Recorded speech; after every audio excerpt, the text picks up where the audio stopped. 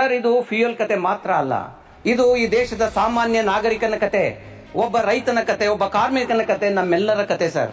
10 ವರ್ಷಗಳಲ್ಲಿ ಈ ದೇಶದ ಸಾಲ 3 ಪಟ್ಟು ಜಾಸ್ತಿ ಆಯ್ತು ಸರ್.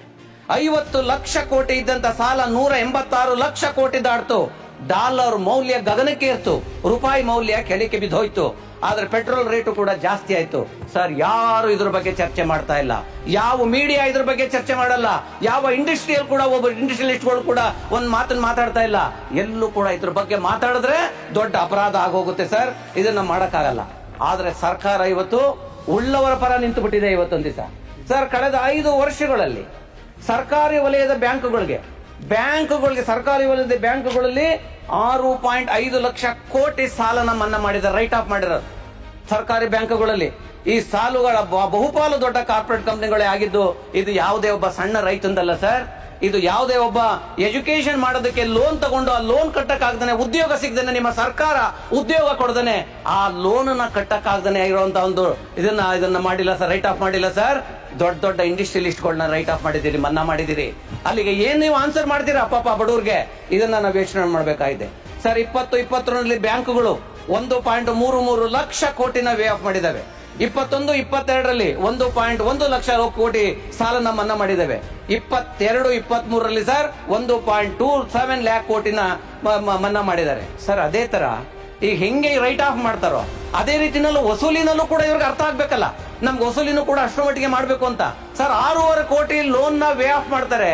ಆದ್ರೆ ಸಾಲಗಾರರಿಂದ ವಾಪಸ್ ತಗೊಂಡಿರೋದು ಬರೀ 1.5 ಕೋಟಿ ಅಂತ ಅಂದ್ರೆ ಅಲ್ಲಿಗೆ ಸರ್ಕಾರಕ್ಕೆ ಎಷ್ಟು ಇಂಟ್ರೆಸ್ಟ್ ಇದೆ ಇದ್ರ ಬಗ್ಗೆ ಅನ್ನೋದನ್ನ ನಾವು ಇವತ್ತು ಯೋಚನೆ ಮಾಡ್ಬೇಕಾಗಿದೆ ಸರ್. ಆದ್ರೆ ಇಷ್ಟೆಲ್ಲ ಮಾಡ್ತಾರೆ.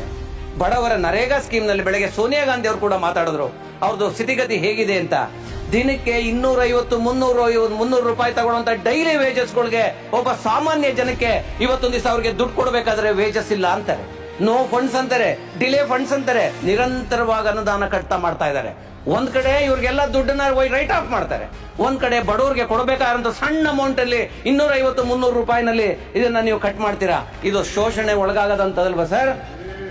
ಬಡವರು ದಿನಗೂಲಿ ಕೇಳದಂತ ಸಂದರ್ಭದಲ್ಲಿ ಫಂಡ್ಸ್ ಇಲ್ಲ. ಇದೇ ರೈತರು ಬೆಳಗ್ಗೆ ನಮ್ಮ ಕಡಾಡಿಯವರು ಮಾತಾಡಿದ್ರು, MSP ನ ಕೊಟ್ಟಿಲ್ಲ ರಾಜ್ಯ ಸರ್ಕಾರ ಇವ್ರಿಗೆ ಅಂತ ಅಂದ್ಬಿಟ್ಟು. ರಾಜ್ಯ ಸರ್ಕಾರ ಅಲ್ಲ ಕಡಾಡಿಯವರೇ, ಕೇಂದ್ರ ಸರ್ಕಾರ. ಇವತ್ತು ಪ್ರಹ್ಲಾದ್ ಜೋಶಿ ಅವರಲ್ಲಿ ಕೂತಿದ್ದಾರೆ. ಇವತ್ತು ದಿವಸ ಕಬ್ಬಿಗೆ ನಾನು ಮೊನ್ನೆ ಮಾತಾಡಿದೆ, ಯಾರು ಕೊಡ್ಬೇಕಾಗಿರೋದು ಕಬ್ಬಿಗೆ? ರೇಟ್ ಫಿಕ್ಸ್ ಮಾಡೋರು ಯಾರು? ಇಂಪೋರ್ಟ್ ಫಿಕ್ಸ್ ಮಾಡೋರು ಯಾರು? ಅದಕ್ಕೆಲ್ಲದನ್ನು ಮಾಡೋರು ಯಾರು? ಖರ್ಗೆ ಸಾಹೇಬರು ಕೂಡ ಬೆಳಗ್ಗೆ ಮಾತಾಡಿದ್ರು. ಎಲ್ಲಾ ಗ್ರಿಪ್ ನಿಮ್ ಕೈಲಿ ಇಟ್ಕೊಂಡ್ಬಿಟ್ಟು ಮಲಾಸಿಸ್ ಅಲೋಕೇಶನ್ ಮಾಡೋರು ಯಾರು? ಅದನ್ನೆಲ್ಲ ಮಾಡೋರು ನೀವು.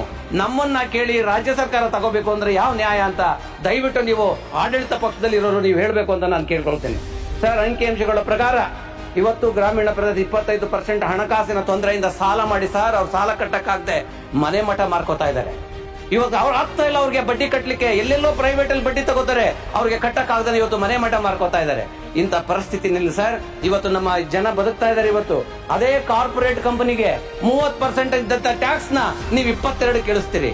ಆದ್ರೆ ರೈತರಿಗೆ ಏನಾರು ಇಳಿಸಿದಿರಾ ಅಥವಾ ಮನೆ ಕಟ್ಟೋರ್ಗೆ ಇಳಿಸಿದಿರಾ? ಯಾರು ಇಳಿಸಿಲ್ಲ ಸರ್. ಇವತ್ತು ದೇಶದ ಅಪಾಯಕಾರಿ ವಾತಾವರಣ ನಿರ್ಮಾಣ ಆಗಿದೆ. ಯಾರು ಈ ಸರ್ಕಾರದ ವಿರುದ್ಧ ಧ್ವನಿ ಎತ್ತರೋ ಅವ್ರ ವಿರುದ್ಧ IT, ED, CBI ಮುಂತಾದ ಸಂಸ್ಥೆಗಳನ್ನ ಬಿಟ್ಟು ದಾಳಿ ಮಾಡಿಸ್ತೀರಾ, ಅವ್ರನ್ನ ಬಾಯಿ ಮುತ್ತಿಸ್ತೀರಾ ಸರ್. ಇದು ಅಧಿಕಾರ ಅಲ್ಲ ಸರ್, ಅಧಿಕಾರ ದುರುಪಯೋಗ ಸರ್. ಚುನಾವಣೆ ಇವತ್ತೊಂದು ದಿವಸ ಎಲ್ಲೋ ಉಲ್ಟಾ ಪಲ್ಟಾ ಆಗ್ತದೆ ಸಮೀಕ್ಷೆಗಳೆಲ್ಲ ಸರ್. ಇದು ಕೇವಲ ವ್ಯಕ್ತಿಗಳ ಶೋಷಣೆ ಅಲ್ಲ, ಪ್ರಜಾಪ್ರಭುತ್ವಕ್ಕೆ ಇಷ್ಟೆಲ್ಲ ಧಕ್ಕೆ ಆದ್ರೂ ಕೂಡ ನಾವು ಹೇಳ್ಬೇಕಾಗಿದೆ. ಇವತ್ತೊಂದು ದಿವಸ ಪ್ರಜಾಪ್ರಭುತ್ವದ ವ್ಯವಸ್ಥೆಯಲ್ಲೇ ಬದುಕ್ತಾ ಇದ್ದೀವಿ ಅಂತ ಹೇಳ್ಕೊಳ್ಳುವಂತ ಅನಿವಾರ್ಯತೆ ಇವತ್ತು ಸ್ಟಾರ್ಟ್ ಆಗ್ಬಿಟ್ಟಿದೆ. Sir, with this, I want to conclude my speech, sir. I urge the central government to give importance to effective implementation of popular and well-advertised policies and program for the benefit of everyone, sir.